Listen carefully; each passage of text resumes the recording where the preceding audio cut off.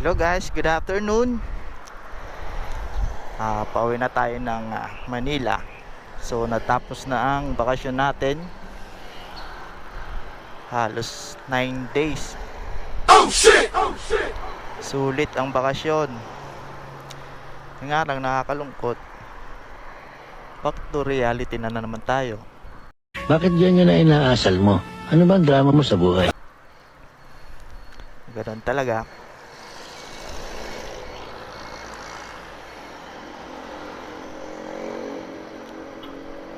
Kailangan natin bumalik. Huwag kayo iiyak.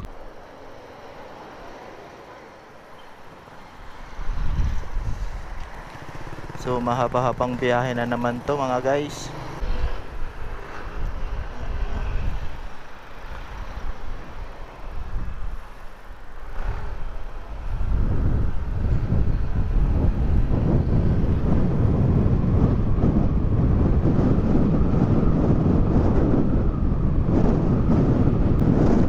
Siguro guys, darating tayo doon mga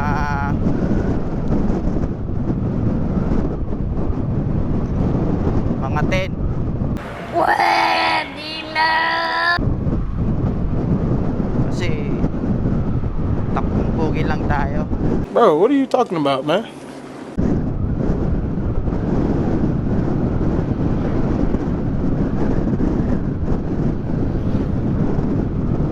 Takbong pugi. Iba? Tirik ang araw mga guys, napakainit. Hindi magtayong ka. Pero mas okay na yung ganito kaysa yung umuulan. Kasi yan talaga ang kalaban ng mga nakamotor. Malamang napakaraming pasahero na naman ngayon. Hirap na naman mag-commute. Ako guys, pag mga ganitong long weekend, sumasakay ako sa may Dagupan kasi doon sigurado ko laging maluwag doon Hindi, wow. kaysa makipagsapalaran ka dito, mahirapan ka sumakay rito. Oras ang aabutin bago ka makasakay, standing pa.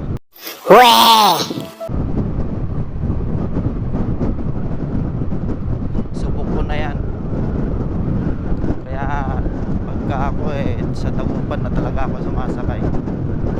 Uy, sana oh! Expect natin to pagdating ng Maynila, napaka-traffic. Ng mga pabalik galing probinsya. Sana hindi umuulan pagdating sa Maynila kasi nakaraan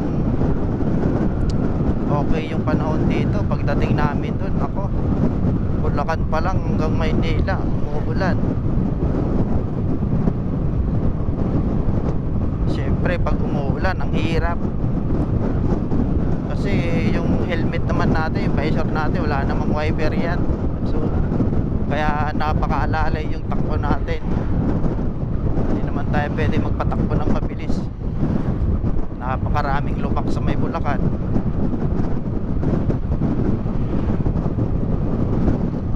Ang mga lubak pa naman ron napakalalim. Bullshit, not good. Mula rito Pangasinan hanggang Tarlac, mabilis lang yung biyahe.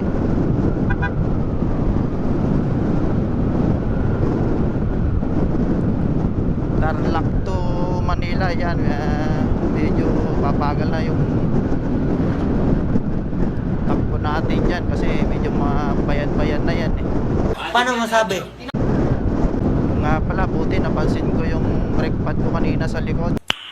Nice. Nalaglag na yung pad niya doon sa pinagdidikitan niya sa bakal. Kaya tumutunog na siya, bakal to bakal na. Kaya palit tayo ng bago. Sana all. Naramdaman ko kasi punta kami ng stansa na. So yun, sinakay ko siya, may tumutunog. Yun pala yung brake pad na. Buti hindi siya ngayon, siya nalaglag. Kasi kung ngayon bahala pa tayo sa biyahe.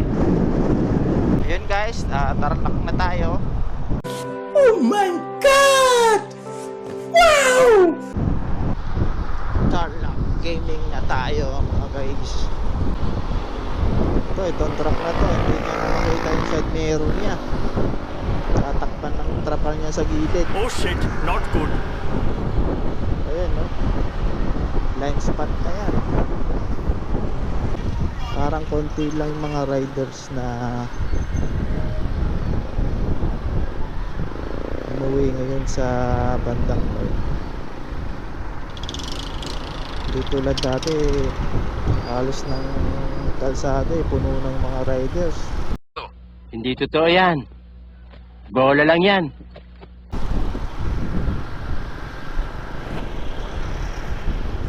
Kunti lang ata umuwi ngayon sa probinsya.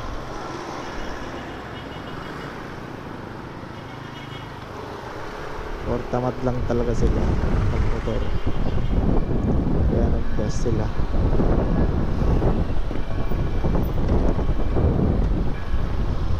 Ako magbabas din sana ako, siyempre expect ko na napakaraming pasahero. Remember that. Put it in your mind. Mahirap na makipagsapalaran. Damang-dama ko na yan dati. Nakaabot ako ng yan, kinabukasan ng pagila. Ayun na nga sinasabi ko. Ayun no, aksidente mga guys. Oh shit, not good.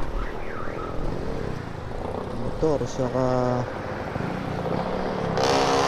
Toyota Race. Ito sinasabi ko, bigla siguro pumreno to.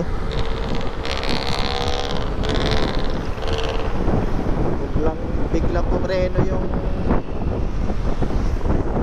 kotse, kakaliwa siguro yun.